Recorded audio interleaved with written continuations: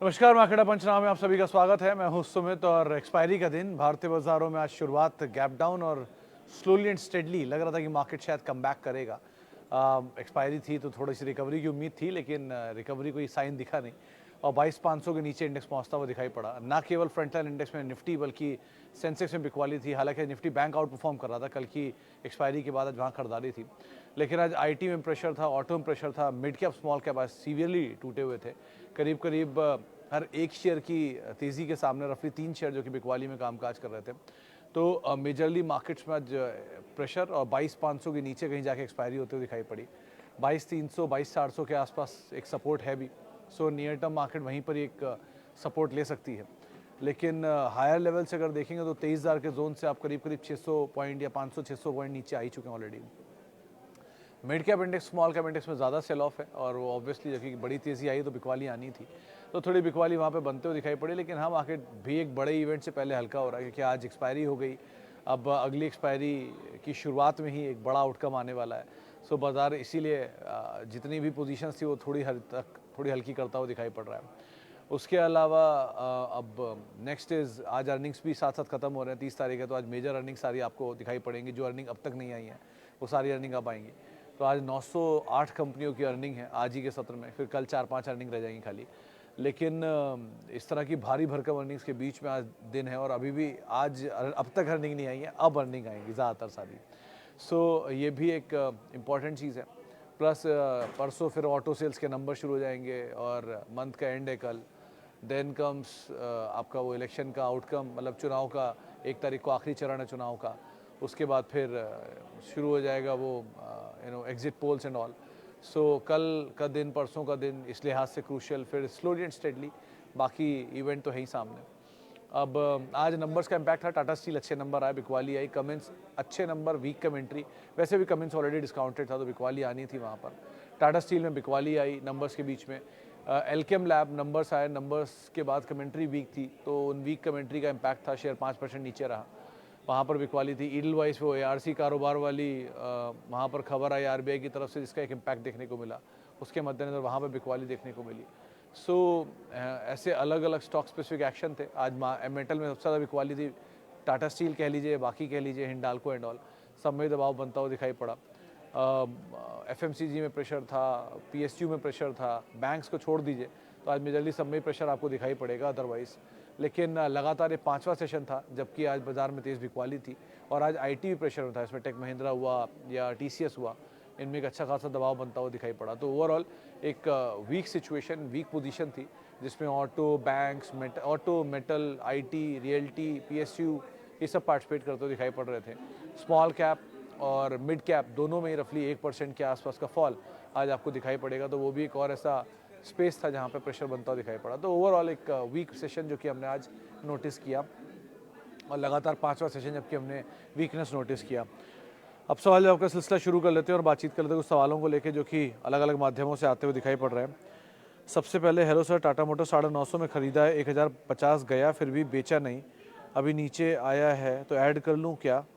मेरे ख्याल से लता जी अभी वेट कर लीजिए क्योंकि वो 1050 जब गया था तो वो न्यूज़ फ्लोज के दम पे गया था। आपको याद होगा 2 बड़ी खबरें उस टाइम पर आई थी।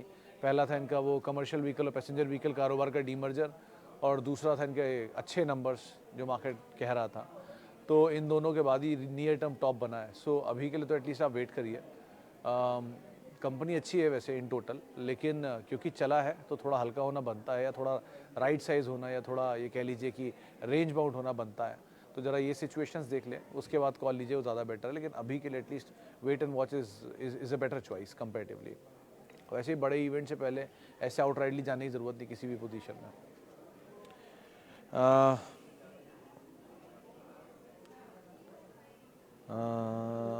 सुमित सर नमस्ते, views on your Hindustan foods 526 की बाइंग है। नंबर वीक थे, पित्रोजा दी इस बारी, और वैसे भी लो वॉल्यूम ट्रेड है ये, तो थोड़ा ध्यान संभाल के इसमें काम करना। इस क्वार्टर के नंबर में शायद क्यों नंबर वीक आए थे इनके, तो मतलब क्योंकि टाइम हो गया इसलिए मुझे याद नहीं कि नंबर एग्जैक्टली कैसे आए थे, लेकिन नंबर इनके वीक थे ये तो याद है। सो एज ऑफ नाउ तो होल्ड अगेन, बट ये सीजन बेस, ट्रिगर बेस चलने वाले शेयर हैं, उस हिसाब से ध्यान रखिएगा। इनके मार्जिन बहुत कम रहते हैं, ये वॉल्यूम गेम ज़्यादा करते हैं। ये कई कंपनियों के लिए आउटसोर्सिंग मैन्युफैक्चरर के तौर पे कामकाज करते हैं, सो इसीलिए वॉल्यूम इनके अच्छे होते हैं कंपेरेटिवली मार्जिन के। सो नए प्लांट लगाए थे कुछ, उन्होंने उसकी केपेक्स की बातचीत भी की थी इस क्वार्टर के नंबर्स में। सो वो पार्ट जो चीज़ें मुझे याद है मैं बता रहा हूँ, बाकी wait and watch is better comparatively, at least अभी तो होल्ड करिए आप। Okay Sumit sir, what happened to Marksans Pharma, please share view. Shruti ji देखो, आज नंबर आए मार्क्संस फार्मा के अभी, और नंबर में YOY और Q-on-Q मतलब नंबर वीक है। YOY नंबर बहुत वीक नहीं है, Q-on-Q नंबर ज़्यादा वीक है, और वो नंबर्स के बाद रिएक्शन देखने को मिला। वैसे आज का दिन ना किसी भी तरह की कोई भी अर्निंग के लिए सही दिन नहीं था। बहुत मतलब एल्केम लैब में उन्होंने बोला मार्जिन फ्लैट रहेगा, लेकिन मार्जिन फ्लैट पे शेयर 6% नीचे लगा दिया। सो जब फार्मा इतनी बुरी तरह टूट ही रहा है तो क्या ही उम्मीद लगाइएगा कि आप ये जिनके नंबर थोड़े वीक हैं वो बचेंगे क्या, उनको भी नहीं छोड़ा। GMR एयरपोर्ट सिर्फ बैन में जा रहा है, इसके दम पर इतनी हैवी सेल ऑफ यहाँ पे आता हुआ दिखाई पड़ा, लेकिन अदरवाइज ऐसा कुछ था नहीं वहाँ पर कि नंबर इतने ख़राब हो। तो सिचुएशन उतनी ख़राब नहीं थी, लेकिन फिर भी मार्केट ने एक स्टीपली रिएक्शन दिया, और वैसे भी आज फार्मा का दिन था नहीं, तो इसलिए बिकवाली भी देखने को मिली। तो अदरवाइज आप होल्ड कर सकते हो, 1 क्वार्टर 2 क्वार्टर के नंबर में ऐसा कोई बड़ा फ़र्क नहीं पड़ जाने वाला, but things are getting improved. मतलब ये मान लीजिए पिछली बार शायद 87 करोड़ का मुनाफा था, इस बार 77 करोड़ आया है, और पिछले क्वार्टर में शायद 84 करोड़ था, उसके सामने 77 करोड़ आया। तो इतने से मार्जिन का डिफरेंस था खाली, और उसमें बाजार ने रिएक्शन दे दिया। तो बहुत ख़राब नंबर नहीं थे, लेकिन फिर भी रिएक्शन था। लेट्स सी क्या आता है, बाकी बिटवीन द लाइन कौन कॉल है पता चल ही जाएगा शाम को। हाय Sumit, holding 20% of my portfolio as cash and 50% in equity, which I brought down from 75%. Considering both scenario of election results, how do you suggest I should rebalance again? आकाशी देखो, example देता हूँ। मान लीजिए आज जैसे मैं अगर आपको बोलूँ कि अगर अभी किसी को कोई शेयर आज लेना हो, तो आज Alkem lab was a good buy long term के लिए। ऑब्वियसली 1 दिन के लिए 2 दिन के लिए नहीं, लॉन्ग टर्म के लिए। क्यों? क्योंकि बहुत बेसिक सा लॉजिक है सर। 1500 रुपये का शेयर 4500 रुपये हुआ, 3 गुना हुआ। ये बात होगी मुश्किल 2016 में IPO तब से लेके अब तक, 2016-17 में IPO जब आया था तब से। और पिछले 10 साल के इनके प्रॉफिट के नंबर 300 करोड़ से 2100 करोड़ हुए हैं। सो 7 गुना प्रॉफिट बढ़ा है, या मतलब ऐसे प्रॉफिट में जंप है, और स्टॉक में सिर्फ 3 गुना का जंप है। इक्विटी वाइज मतलब 10 करोड़ 11 करोड़ शेयर हैं, 7 करोड़ प्रमोटर के पास है, 5 करोड़ बाजार में है। सारे फंड को हटा दीजिए, HNIs को हटा दीजिए, तो मिला के सबके पास सिर्फ 1% शेयर है पब्लिक के पास।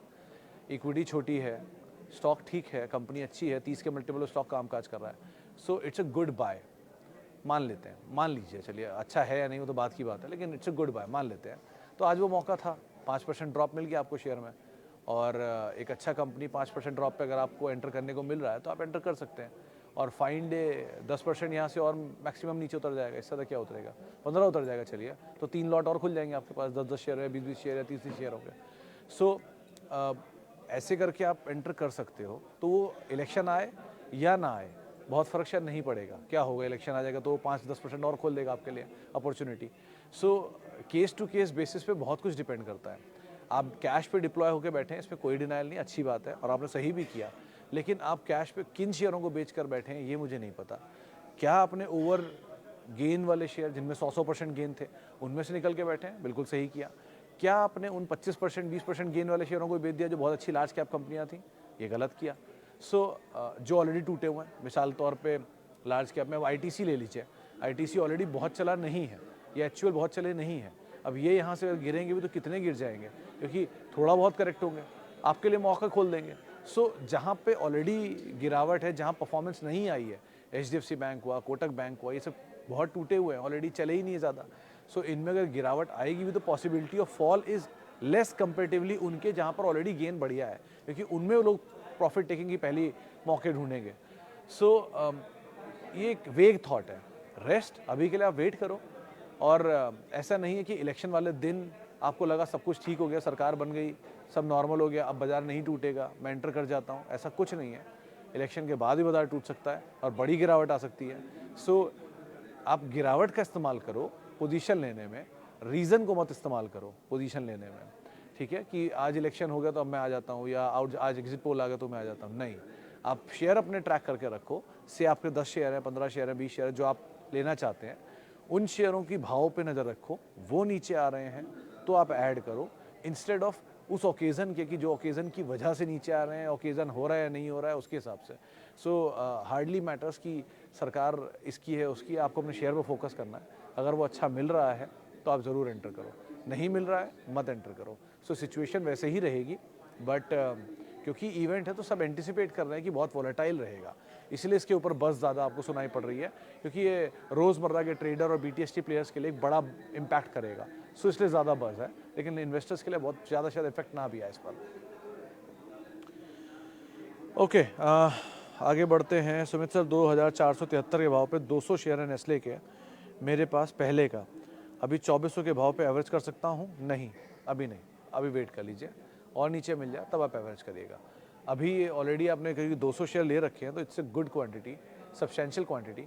थोड़ा और नीचे आने दीजिए, और ये 40-50 रुपये के गैप में 2400 रुपये के शेयर को आप एवरेज नहीं कर सकते ना, 2% ही तो हुआ। सो अभी तो रुक जाइए, कम से कम 10% 15% का फॉल तो मिले तो आप एवरेज करिए, मतलब depend on case to case basis, क्योंकि ये ऑलरेडी थोड़ा चला था उसके बाद एडजस्ट हुआ। तो आप ये कर सकते हैं कि प्री बोनस कहाँ से चलना शुरू हुआ था वो भाव देख लीजिए, जहाँ से चलना शुरू हुआ था उस भाव के आसपास आके वापस एवरेज कर लीजिए, ऐसा कुछ कर लीजिए, वो फिर भी एक बार को बेटर दिखेगा। लेकिन आउटराइटली मतलब कंपनी क्वालिटी में खराबी नहीं है, बट इतने छोटे छोटे दाम के ऊपर एवरेज करने में कोई और लॉजिक नहीं समझ में आ रहा है।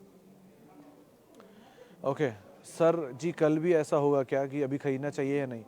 जहाँ साहब देखो, कल का मुझे नहीं पता कि कल क्या होने वाला है, ठीक है। अगेन एक ही चीज़ है कि सर जब आप घर से निकलते हो तो आपको ही नहीं पता ना कि बारिश हो जाएगी मॉनसून में, लेकिन ये तो पता है ना कि छाता लेके चल सकते हो। So keep a stop loss in all your positions, 1 अगर आप ट्रेडर हो तो, या बीटीएसटी प्लेयर हो तो, और 2 अगर आप लॉन्ग टर्म इन्वेस्टर हो तो कीप आइडेंटिफाइंग गुड स्टॉक्स और उसके हिसाब से अपनी पोजीशंस को लेते रहना। ओके, नायका 100 शेयर 164 की बाय है, एंड संवर्धना 500 शेयर 95 की बाएंगे। नायका नहीं चला लास्ट 2 ईयर से, एग्जिट करें या बने रहना? देखो Jayaprakash ji, Nykaa is already very costly stock. अगर वो नहीं भी चल रहा है तो कोई बड़ा फर्क नहीं पड़ता, कि ऑलरेडी बहुत चला हुआ शेयर है। आप ऐसे समझो कि वो आईपीओ आया था तो बहुत मिनिस्क्यूल ईपीएस के साथ आया था, मिनिस्क्यूल मतलब बहुत छोटी सी ईपीएस के साथ आया था, और उसके ऊपर पी बहुत महंगा था। फिर वो शेयर चल के पी और महंगा हो गया, फिर उसमें बोनस आया या इक्विटी डाइल्यूट हुई तो उसकी वजह से ईपीएस और डाइल्यूट हो गई और पी और महंगे हो गए। और वो हैवी पी वाली कंपनी के ईपीएस इंप्रूव हो रही है नंबर के साथ, लेकिन फिर भी पी महंगे साइड पर है। सो मतलब अगर आप इसे मोटा मोटा नहीं समझ सकते तो ये समझ लीजिए कि आईपीओ जहाँ आया था वहाँ से महंगा हुआ, महंगा होने के बाद अर्निंग अच्छी हो रही है, थोड़ा सस्ता ज़रूर है लेकिन फिर भी बहुत महंगा है। सो अभी के हिसाब से तो मतलब आप कहीं मौका मिले तो निकल ही सकते हो, कोई दिक्कत नहीं है। एंड लाइक वाइज मदरसन फिर भी वर्क को कंपेटिवली होल्ड कर सकते हो। आज नंबर आए थे शायद बेटर नंबर थे जो on a face of it मैंने देखा था, लेकिन otherwise Motherson is better in comparison to Nykaa any day.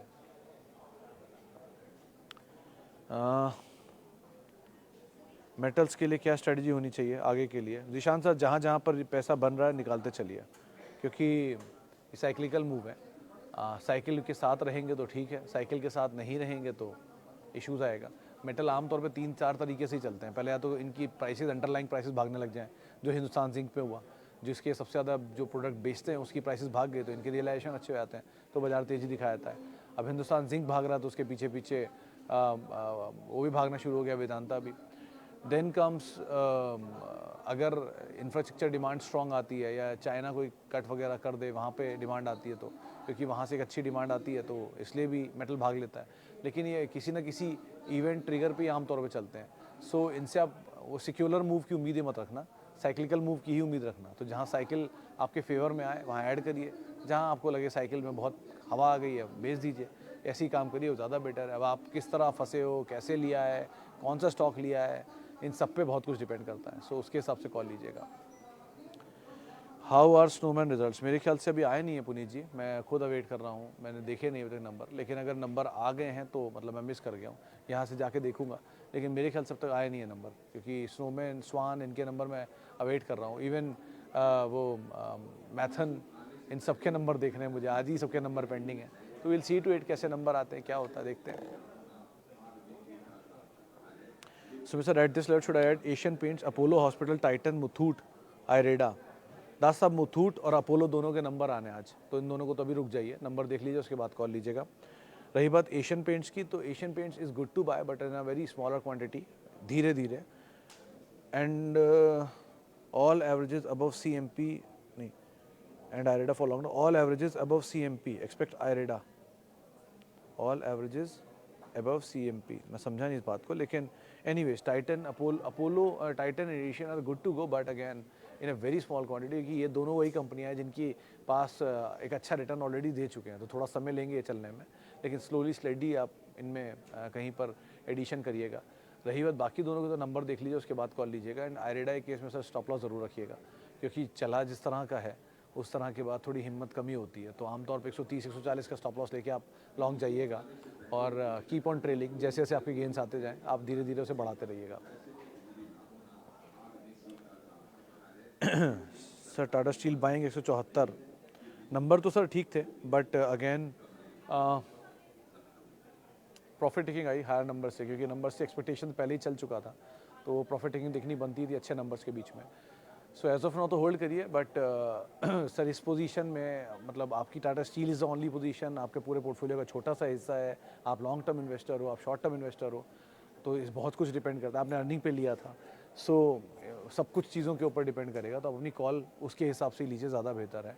But again one thing for sure, जिनको भी जो भी सवाल ये पूछ रहे हैं कि ये ले लूँ या ना लूँ, या ले लूँ या ना लूँ, आप लोगों को 2 दिन के अंदर बहुत शायद फ़र्क पड़ने वाला नहीं है जीवन में, या 10 दिन में भी कोई फ़र्क पड़ने वाला नहीं है। स्लोली एंड स्टेडली भी ले लेंगे तो भी कोई फ़र्क पड़ने वाला नहीं है।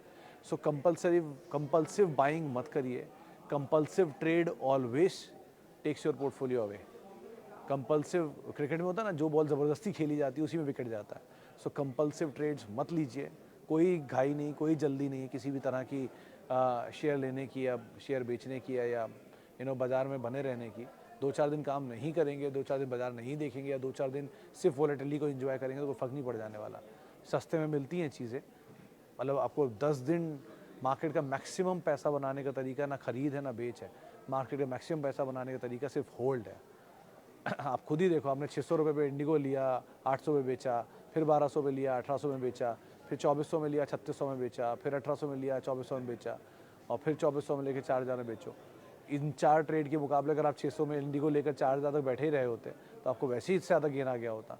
सो जितना समय आप आराम से बैठोगे उतना ज़्यादा पैसा बनाओगे, ज़्यादा हिलोगे, ज़्यादा नुकसान करोगे। आराम से रहिए, मिलेगा माल नीचे सब कुछ, यहाँ नहीं कल मिलेगा, कल नहीं परसों मिलेगा, किसी न किसी वजह से मिलेगा, तब ले लीजिएगा। कोई जल्दबाजी मत करिए, बस आइडेंटिफाई करते रहिए अच्छी कंपनियाँ जो आपको बुरे दौर में लेनी है।